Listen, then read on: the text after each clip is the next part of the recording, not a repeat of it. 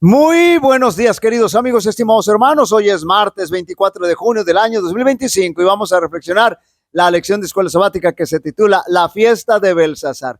Es interesante notar que la ciudad de Nínive haya sido destruida y humillada por un ejército que se componía de medos y de babilonios dirigidos por Nabopolassar, padre de Nabucodonosor, y en realidad a partir de ahí se gesta el renacimiento de Babilonia con Nabucodonosor, la época de mayor esplendor, tan extraordinario como no se tiene noticias desde la época de Hammurabi, quien fue un gran legislador con su famoso código de Hammurabi, que por cierto, bastante dura esa legislación.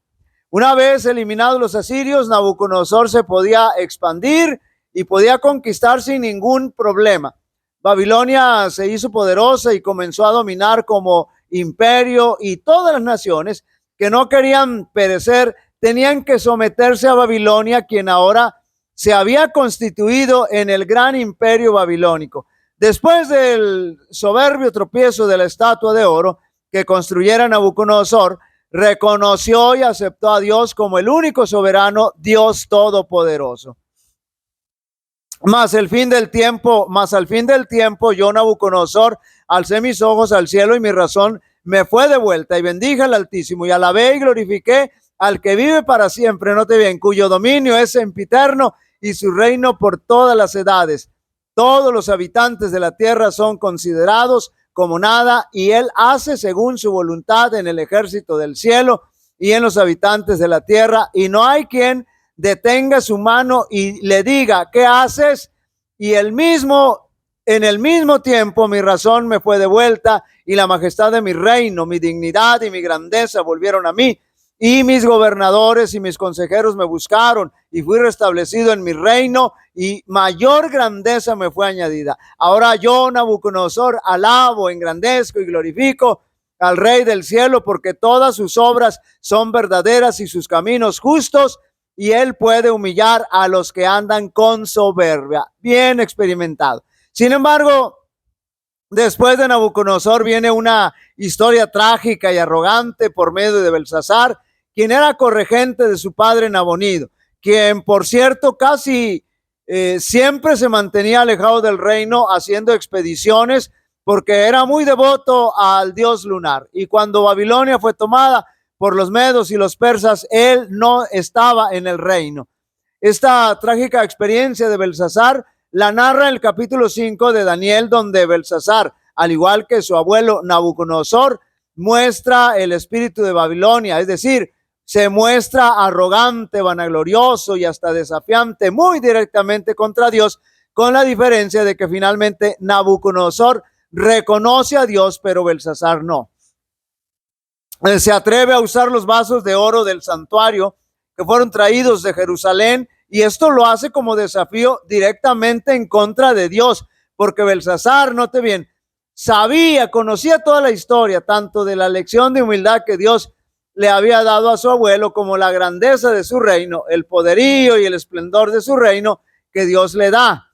Conocía perfectamente también la santidad de los utensilios del templo, que ahora en su borrachera estaba usando para jactarse de que tenía la supremacía del pueblo de Dios y de todo el mundo conocido en ese entonces. Note bien, no era por ignorancia lo que Belsasar hacía, sino por su terrible vanagloria y orgullo, que se atreve a desafiar abiertamente a Dios.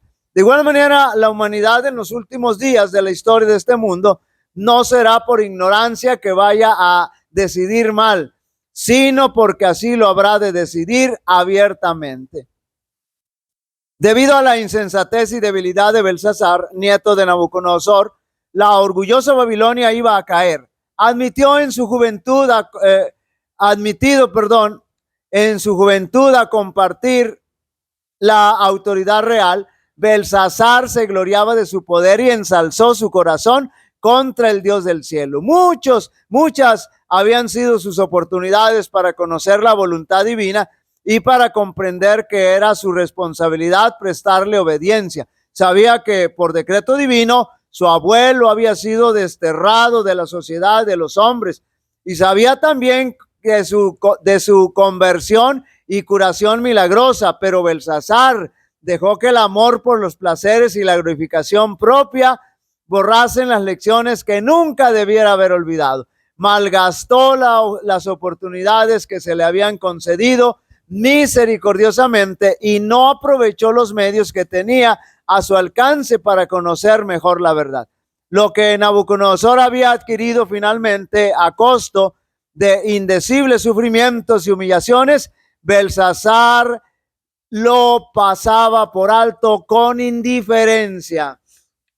En la historia de Nabucodonosor y Belsasar, Dios habla a las naciones de hoy. Debemos entender las lecciones que procuró enseñar a estos reyes rebeldes, porque si Belsasar hubiera seguido un curso en armonía con las instrucciones dadas a su abuelo, no solo habría conservado su reino, sino también su vida.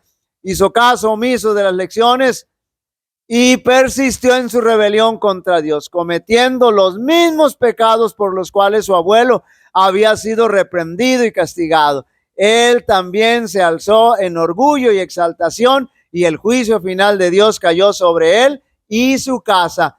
Su gran pecado fue que, a pesar, note bien, de que Dios le había dado luz, es decir, tenía conocimiento, se negó a caminar por las sendas de la justicia.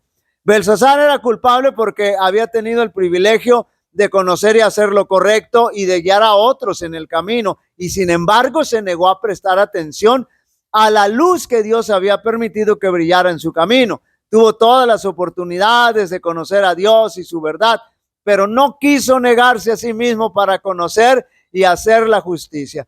Ahora, en medio de su más pronunciada idolatría y desafío a Dios, la mano impecable escribe su destino. Queridos amigos y hermanos, no es la ignorancia la que nos hace hacer cosas viles y desafiantes contra Dios. Aún teniendo el conocimiento, lo hacemos, porque la arrogancia y la exaltación propia es más poderosa que nuestro conocimiento. Esa fue la terrible y triste historia de Belsasar. Nuestra historia todavía no se termina de escribir. Todavía estamos a tiempo de tener un final maravilloso. Jehová te bendiga y te guarde.